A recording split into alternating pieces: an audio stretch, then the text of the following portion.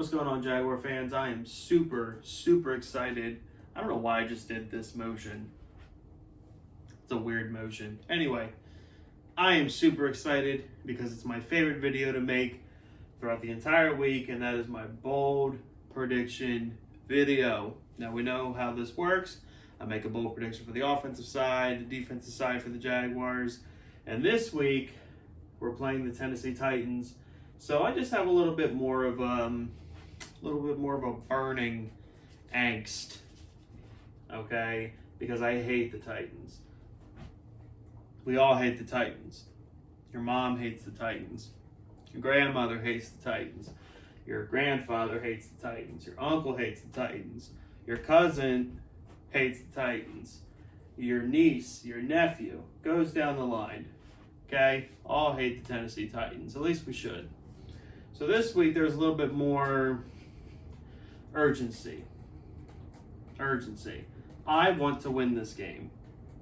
I want to win this game more than I did week one, more than I did on Thursday, this past Thursday when we played Cincinnati.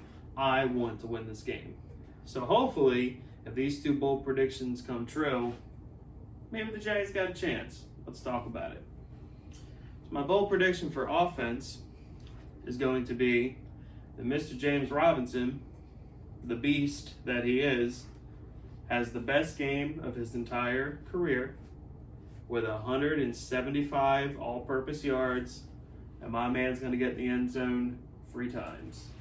3 times. It's going to be the James Robinson show because DJ Chark is out, and unless Tyron Johnson finally decides to show up, or unless we finally decide to use him in the game plan to stretch the field, the Jaguars are going to have to rely a lot on the run, which they should have been doing this entire season anyway, but even more so, especially since the Tennessee Titans, they're actually pretty solid against the run. So we need to run the ball to take away their greatest strength, because James Robinson is better at his job than the entire Titans defense is at doing their job, and we're just going to beat them. I'm excited. I'm being super optimistic, you guys, because I want this win in the worst way possible. So James Robinson, 175 yards, 3 touchdowns.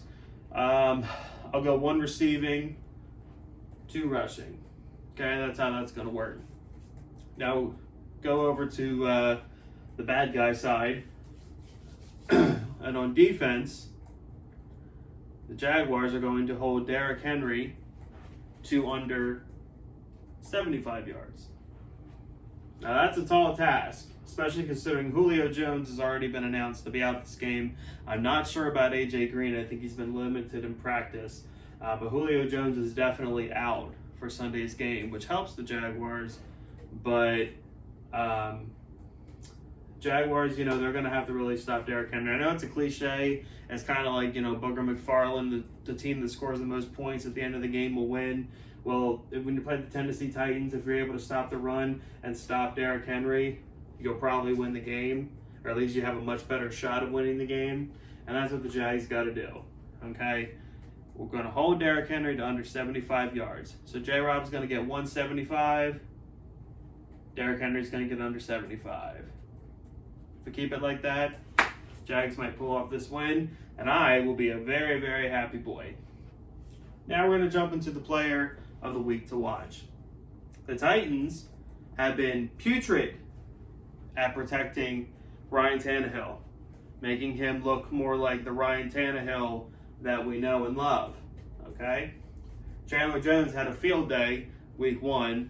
The Jets had 7 sacks last week, as Taylor Lewan is not the player he was, and the rest of the Titans' offensive line is just totally beaten up, and Ryan Tannehill has faced a lot of pressure this season. Josh Allen, although you're not the player to watch, you got to show up, bud. You got to eat. You got to eat.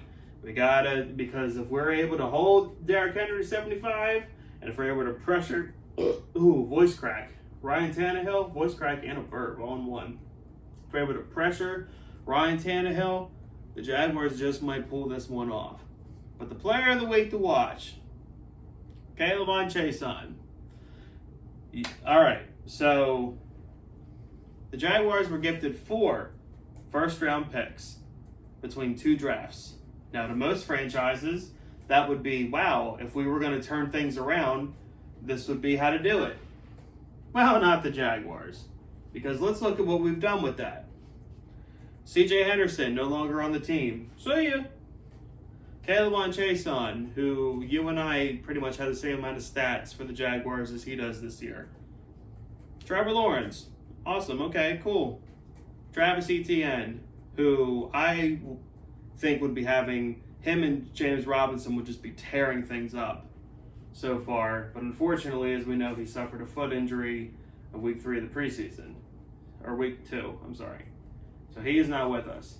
So right now, out of those 4 picks, the only thing we're getting anything out of is Trevor, which obviously is most important, but you need 2 things to win in the NFL. You need a franchise quarterback and you need pass rush. And so far, teams are double teaming Josh Allen and no one else is even doing anything remotely resembling pass rush. DeJuan Smoot was a 3rd round pick. If he doesn't get 12 sacks a year, that's understandable. At least he's solid against the run. Caleb Chason, you were the 20th overall pick, and the Titans have severely struggled to protect Ryan Tannehill this season. You have got to show up. You've got to show up. Don't get in the backfield and stumble and bumble around. Okay, get in the backfield and create some havoc. Get a strip sack. Like, do something to get Jaguar fans excited about having you on this team. Because right now, dude, you're looking like bust in all caps. And I don't want to say that because at some point, these 1st round picks have to turn into something. They have to turn into something. And this Sunday, my man, you have a chance to show why the Jags picked you 20th overall. And you better do it because I want to win in the worst way possible. That's all I got for you guys tonight. Hit like. Hit subscribe if you're not subscribed, and if you love the Jaguars, such as myself, or if you hate the Tennessee Titans, such as myself, hit subscribe, hit like, go Jags.